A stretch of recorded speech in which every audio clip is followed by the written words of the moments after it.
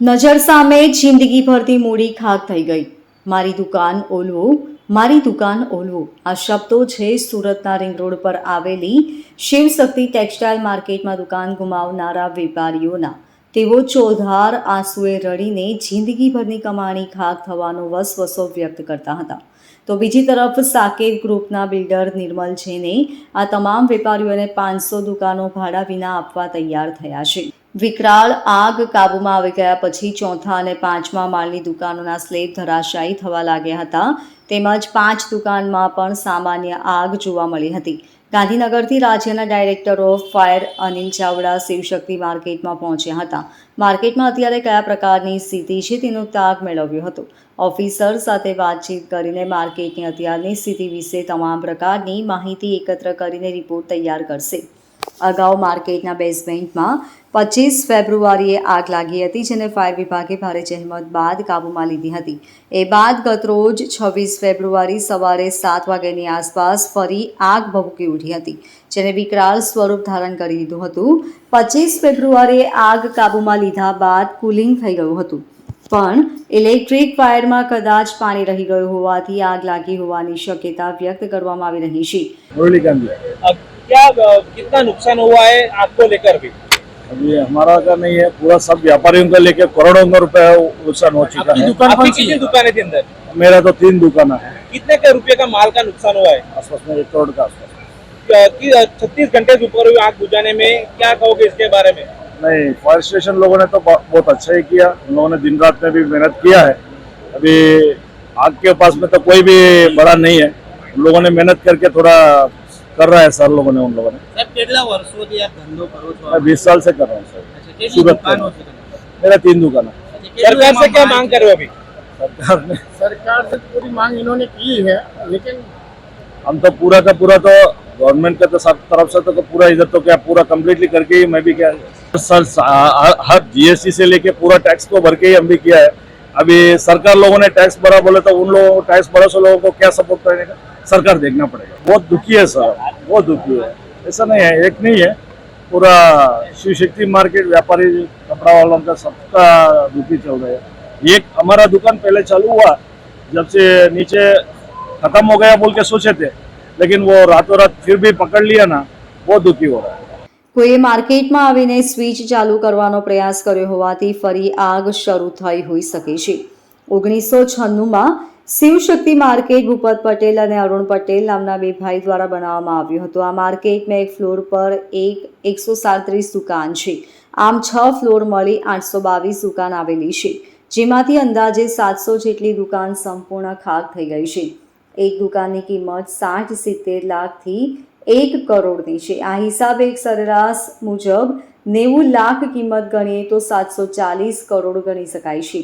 જ્યારે એક દુકાનમાં 12 થી 15 લાખનો માલ પડ્યો હતો. આ માલની સરેરાશ કિંમત 13 લાખ ગણીએ તો 106 કરોડ 86 લાખ થાય છે. આમ કુલ નુકસાન 850 કરોડ જેટલું ગણી શકાય. ટેક્સટાઇલ માર્કેટમાં જ્યારે આગ લાગતી હોય છે ત્યારે તેના પર કાબૂ મેળવવો ખૂબ જ મુશ્કેલ બની જાય છે, કારણ કે કાપડનો જથ્થો હોય એટલે સ્વાભાવિક છે કે આગ ઝડપથી લાગે છે, પરંતુ એના ઉપર કંટ્રોલ મેળવવો ખૂબ જ મુશ્કેલ કામ છે. ખાસ કરીને પોલિસ્ટર સિન્થેટિક કાપડ હોય અને એમાં જ્યારે આગ લાગે છે ત્યારે તેના પર ઝડપથી કંટ્રોલ આવી શકતો નથી. પેટ્રોલિયમ પેદાશોમાંથી સાડી કે ડ્રેસ મટીરિયલનું કાપડ તૈયાર થતું હોય છે. આ પ્રકારનું રો મટીરિયલ ઉપયોગ થતું હોવાને કારણે આગ ઝડપથી પ્રસરી જાય છે. ઘણી વખત આગ ઉપર કાબૂ મેળવાઈ ગયા બાદ એક નાનકડા તણખલાથી આગ ફરીથી ભભૂકી શકે છે. શિવશક્તિ માર્કેટમાં દુકાનોમાં સાડી અને ડ્રેસ મટીરિયલનો જથ્થો ખૂબ જ મોટા પ્રમાણમાં છે. અત્યારે મહદઅંશે આગ કાબૂમાં આવી ગઈ છે. કુલિંગની પ્રક્રિયા ચારે બાજુથી બિલ્ડિંગમાં અત્યારે થઈ રહી છે. કેવી રીતે અત્યારે જે કામગીરી છે એમાં નુકસાન થઈ રહ્યું છે, કેટલું ઇલીગલ સ્ટ્રક્ચરની પણ વાત સામે આવી રહી છે? મેં રિપોર્ટ મંગાવ્યો છે કેટલું ઇનલીગલ સ્ટ્રક્ચર હતું, એટલે એનો રિપોર્ટ આવશે ત્યારે જ મને ખબર પડશે. પણ અત્યારે અમારી પ્રાયોરિટી છે કે કુલિંગની પ્રક્રિયા તાત્કાલિક કમ્પ્લીટ આખા બિલ્ડિંગમાં થાય, એની માટે અમારા તમામ ફાયર જવાનો પ્રયત્ન કરી રહ્યા. તમને લાગે છે આ રીતે બેઝમેન્ટમાં જે દુકાનો છે તે યોગ્ય છે?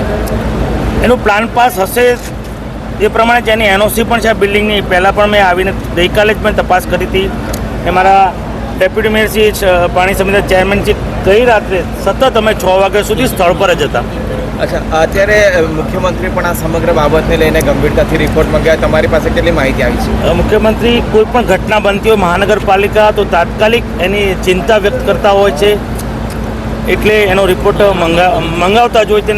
ગઈ રાતે અમારા આદરણીય પાટીલ સાહેબ અને રાજ્યના ગૃહમંત્રી હર્ષભાઈ સંઘવી સતત આખી રાત એક કલાકે ફોન કરતા હતા કે શું પરિસ્થિતિ છે, ને વિગતવાર ચર્ચા કરતા હતા કે શું જરૂર પડે, જે કંઈ જરૂર પડે, તંત્રની વધારે જરૂર પડે તેની માટે ચિંતા વ્યક્ત કરતા હતા. કરોડો રૂપિયાનું આપણું બજેટ હોવા છતાં એક ટેક્સટાઇલ માર્કેટની અંદર આગ ઉપર કાબુ નથી મેળવી શકાયું એ પ્રકારની વાત. આપને બી ખબર છે કે આ ધંધો પેટ્રોલિયમ વસ્તુ છે આખી.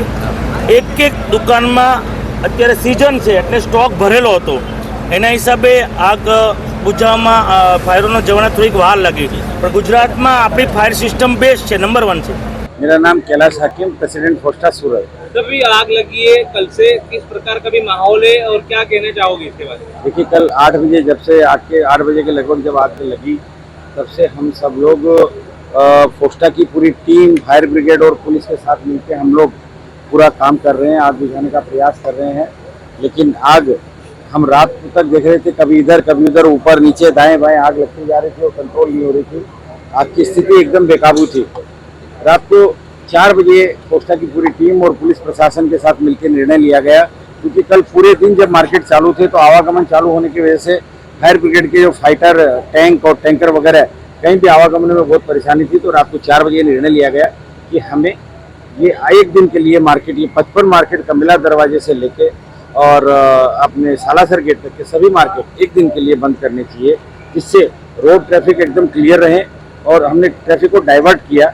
इस डाइवर्जन से और मार्केट बंद करने से आज बहुत फायदा मिला। आप देख पा रहे हैं कि गाड़ियाँ तुरंत टैंकर भर भर के रिफिल होके आ रहे हैं और इससे कुछ हद तक इसको कंट्रोल करने में भी हमें काफी इसमें सुविधा मिली। तो स्मार्ट सिटी सूरत की बात की जा रही है, 24 घंटे से ऊपर हो गए लेकिन अभी तक आग काबू में नहीं है, क्या कहना? आग किसी के बस की नहीं होती है। प्रयास, हम लोग पूरी रात यहाँ बैठे थे, फायर ब्रिगेड ने खूब मेहनत की है, पुलिस ने खूब मेहनत की है।